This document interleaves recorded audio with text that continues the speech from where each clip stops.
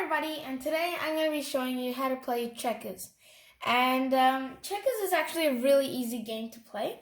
And you need a chessboard, so just a regular chessboard. And we won't be using the white squares, so only the black squares. And you have to place the pieces like this, so you need 12 pieces of one color and 12 pieces of another color. And you need to place them on the first 3 rows, but only on the black squares, so like that.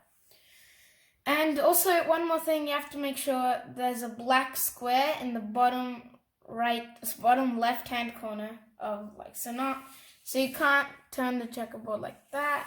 You have to turn the board like this. Okay, so it's a very simple game, and so on your turn you can either jump over a piece, or actually you can only jump over a piece. You just jump over pieces, or you can just move one. So you can only move diagonally, not straight. That's because we're not using the white squares. So you can jump over a piece, or you can just make a piece move once without jumping. Okay, and okay, so let's if it was something like that happened, and then whatever, I don't know, and then let's say so this color jumped over a different color's piece, and that piece is kicked out like that. So that piece is just taken off the board, and it won't be used for the rest of the game. And then you keep playing, and stuff happens, and blah blah. This guy, and let's just say, actually, let's say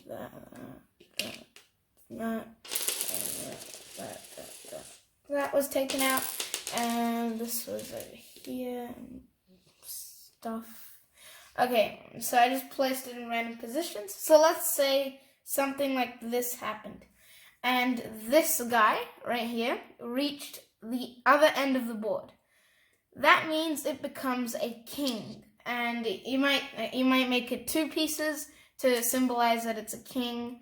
And what a king does is it can go forwards or backwards. So when the game normally starts, the pieces can only go forward.